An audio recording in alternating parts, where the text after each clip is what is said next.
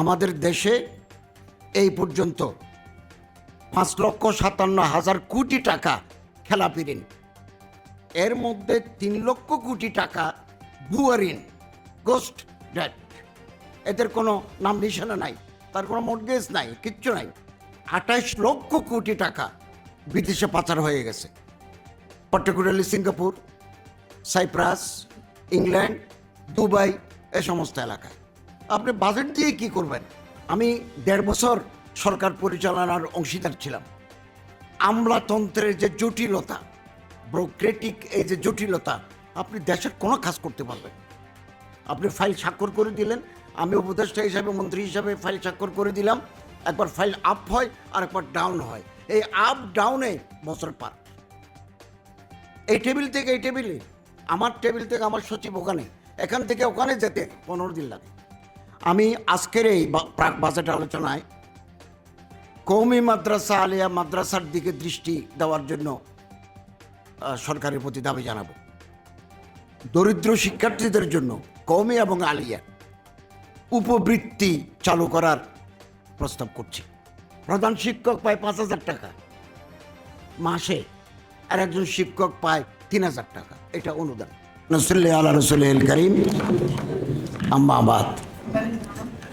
ইসলামী আন্দোলন বাংলাদেশ কর্তৃক আয়োজিত আজকের প্রাক বাজেট আলোচনা সভার সম্মানিত সভাপতি, ইসলামী আন্দোলন বাংলাদেশের মহতরম আমির হযরত আল্লামা মৌলানা রেজাউল করিম সাহেব জিদান মালিকুম, সম্মানিত অতিথিবৃন্দ, সাংবাদিক ভাইয়েরা, আমি অত্যন্ত অভিনিবেশ সহকারে আপনারা যারা বিজ্ঞ প্রাজ্ঞ তাদের বক্তব্য শুনেছি। মূলত বাজেট একটা রাষ্ট্রের দর্শন। আগামী 1 বছরের জনগণের আশা আকাঙ্ক্ষার প্রতিফলন ঘটে বাজেটে। বাজেট দিতে হয়। আমাদেরটা মূলত ঘাটতি বাজেট। আর আমরা এমন এক সময়ে এসেছি যে আমাদের অর্থনীতি অনেকটা ভঙ্গুর।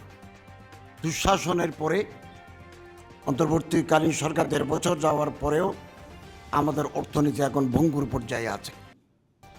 এবং বাংলাদেশের স্বাধীনতার পরে এবছরই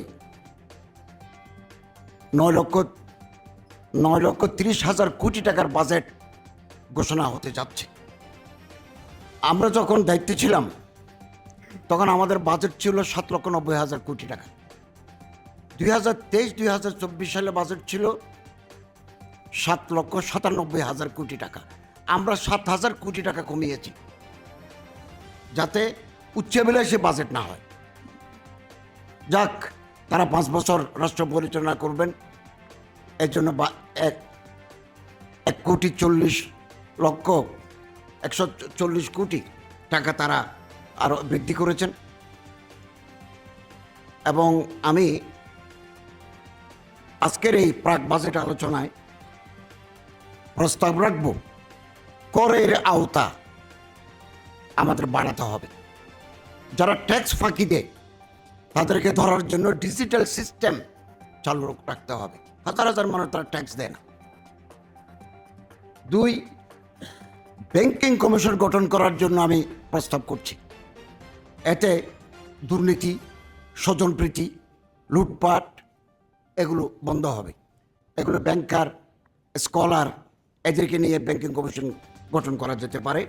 কারণ আমাদের দেশে এই পর্যন্ত 5,57,000 কোটি টাকা খেলাপি ঋণ, এর মধ্যে 3 লক্ষ কোটি টাকা ভুয়া ঋণ, গোস্ট ডেট। এদের কোনো নাম নিশানা নাই, তার কোনো মর্টগেজ নাই, কিচ্ছু নাই। 2 লক্ষ কোটি টাকা এবং 28 লক্ষ কোটি টাকা বিদেশে পাচার হয়ে গেছে, particularly Singapore, Cyprus, England, Dubai, এ সমস্ত এলাকায়। আপনি বাজেট দিয়ে কি করবেন? এবং আমাদের মাথার উপরে এখন বৈদেশিক মুদ্রার, বৈদেশিক ঋণের বোঝা আমাদের মাথার উপরে। আমরা যখন দায়িত্বে ছিলাম, আমরা 2 মাসে $667 মিলিয়ন ঋণ পরিশোধ করেছি। তাদের কাছ থেকে আমরা টাকা নিয়েছি, $667.11 মিলিয়ন আমরা পরিশোধ করেছি। এবং আজকে হচ্ছে বাজেট, প্রাক বাজেট আলোচনা। সবচেয়ে প্রাণবন্ত হবে বাজেট উত্তর আলোচনা। তখন আমরা দেখব গভর্নমেন্ট কী কী খাতে রেয়াত দিল, কী কী বাড়ালো, কী কমালো, ওইটাই হবে মূল। এটা তো আমরা অনেকটা হাইপোথেটিক্যাল বলছি, তারপরও বিগত দিনের অভিজ্ঞতার আলোকে আমরা এগুলো উত্থাপন করছি। আমি আজকের এই প্রাক বাজেট আলোচনায় কওমি মাদ্রাসা, আলিয়া মাদ্রাসার দিকে দৃষ্টি দেওয়ার জন্য সরকারের প্রতি দাবি জানাবো। দরিদ্র শিক্ষার্থীদের জন্য কওমি এবং আলিয়া উপবৃত্তি চালু করার প্রস্তাব করছি। আলিয়া মাদ্রাসায় আছে, এটা বৃদ্ধি করা, কওমি মাদ্রাসায় নাই। কওমি মাদ্রাসায় উপবৃত্তি চালু করলে দরিদ্র শিক্ষার্থীরা তারা শিক্ষা লাভ করতে সক্ষম হবে। এবং ল্যাবরেটরি স্থাপন, আইটি, এগুলো কওমি মাদ্রাসায় স্থাপন, আলিয়া মাদ্রাসায় আছে, এটা বৃদ্ধি করতে হবে। কওমি মাদ্রাসার নতুনভাবে আইটি সেকশন খোলার জন্য বাজেটে টাকা অতিরিক্ত রাখতে হবে, এটা আমার প্রস্তাব। এবং আলিয়া মাদ্রাসাগুলোর ভৌত অবকাঠামো উন্নয়ন জন্য আলাদাভাবে টাকা রাখতে হবে। একটা জিনিস আপনাদের মাধ্যমে আমি জানাতে চাই, আমরা বহুদিন যাব আপনাদের এই মাদ্রাসার জন্য আমরা আন্দোলন করে আসছি। এটাকে জাতীয়করণ করা হয় নাই। ৭,৪৫১টি ইবতেদায়ী মাদ্রাসা আছে পুরো বাংলাদেশে, মাত্র ১,৫১৯টা অনুদান পায়। অনুদান কি জানেন? প্রধান শিক্ষক পায় ৫,০০০ টাকা মাসে, আর একজন শিক্ষক পায় ৩,০০০ টাকা, এটা অনুদান। আরও অনেক প্রতিষ্ঠান কিছু পায় না। আমাদের সরকারের সময়, অন্তর্বর্তীকালীন সরকারের সময় আমরা একটা ইনিশিয়েটিভ নিয়েছি, বর্তমান গভর্নমেন্ট সেটাকে ফলো করছেন। এখন ১,৫১৯টা ইবতেদায়ী মাদ্রাসাকে জাতীয়করণ করার জন্য তারা পদক্ষেপ নিয়েছেন, কিন্তু ফাইলটা অর্থ মন্ত্রণালয়ে পেন্ডিং আছে। আমি ১.৫ বছর সরকার পরিচালনার অংশীদার ছিলাম। আমলাতন্ত্রের যে জটিলতা, ব্যুরোক্রেটিক এই যে জটিলতা, আপনি দেশের কোনো কাজ করতে পারবেন। আপনি ফাইল স্বাক্ষর করে দিলেন, আমি উপদেষ্টা হিসাবে, মন্ত্রী হিসাবে ফাইল স্বাক্ষর করে দিলাম, একবার ফাইল আপ হয় আর একবার ডাউন হয়। এই আপ ডাউনে বছর পার। এই টেবিল থেকে এই টেবিলে, আমার টেবিল থেকে আমার সচিব ওখানে, এখান থেকে ওখানে যেতে 15 দিন লাগে।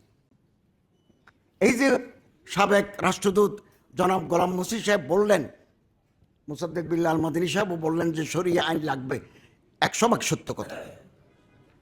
একটা কল্যাণ রাষ্ট্র বেসড অন শরিয়া ল, কিন্তু শরিয়া ল বর্তমান ব্যুরোক্রেসি থেকে আপনি পারবেন? আপনার লোক তৈরি করতে হবে, রেজাল্ট তৈরি করতে হবে। এর জন্য আমাদের লং টার্ম প্রজেক্ট দরকার। আপনি সচিব, আমি তো মন্ত্রণালয় চালানোর সময় একজন জয়েন্ট সেক্রেটারি, একজন উপসচিব চাইছি, পাই নাই। কোনো না কোনো দলের সাথে শরিয়া আইন বুঝে, শরিয়া আইন চায় এরকম সচিব, উপসচিব আপনি কোথায় পাবেন? এর জন্য আমাদের এগুলো তৈরি করতে হবে, লং টার্ম প্রজেক্ট। আগামীকালেই সংসদে মেজরিটি পাবো এটা নয়, এটা আরও হোক না, সময় যাক।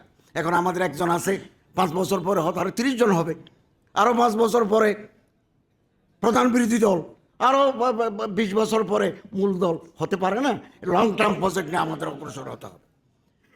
এবং আপনারা লক্ষ্য করবেন, রাষ্ট্রীয় কাঠামো না বদলালে বাজেট নিয়ে যত আলোচনা করেন কিছু হবে না।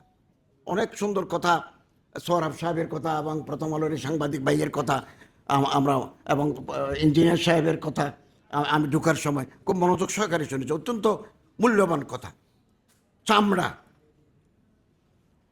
চামড়া আমি, আপনারা জানেন, নয়া দিগন্ত এবং আমার দেশে আমি মাসে 8টা করে উপসম্পাদকীয় লিখি। চামড়া নিয়েও আমি লিখেছি। কেন আমাদের দেশের চামড়ার এই দুরবস্থা কেন? এটা একটা কারণ নয়, অনেক কারণ। প্রথম, সিন্ডিকেশন, রাজনৈতিক প্রভাব, লোন প্রাপ্তির ক্ষেত্রে জটিলতা।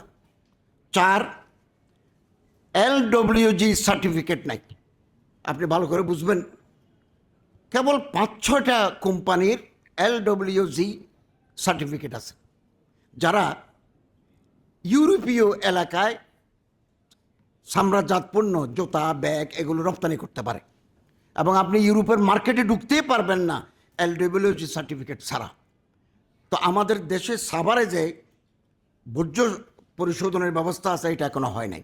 আমরা 1.5 বছরও সেটা পারি নাই, আগের গভর্নমেন্টও করে নাই।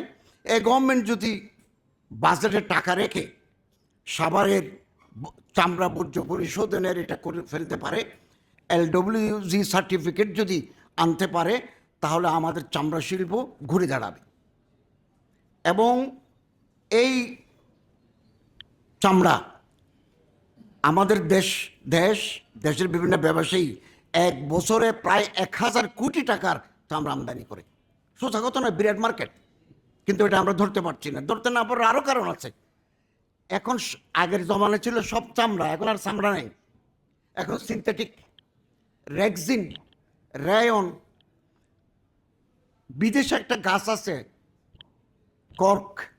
কর্ক গাছের বাকল, আমাদের দেশের কলা গাছ, আনারসের তন্তু, এগুলো দিয়ে তৈরি হয় চামড়ার বিকল্প।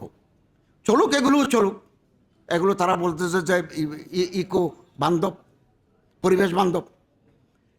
কিন্তু আমাদের গভর্নমেন্ট যদি বাজেটে বিশেষ বরাদ্দ রেখে সাভারের এই জুতা শিল্প, চামড়া শিল্পের বিকাশের জন্য বর্জ্য পরিশোধনের ব্যবস্থা করে নেয়, আন্তর্জাতিক কোম্পানিগুলো যদি বুঝে যায় এখানে এই চামড়াগুলো পরিবেশ বান্ধব, তাহলে আমার মনে হচ্ছে যে বাংলাদেশ চামড়া শিল্পের ক্ষেত্রে একটা উল্লেখযোগ্য অগ্রগতি সাধন করবে।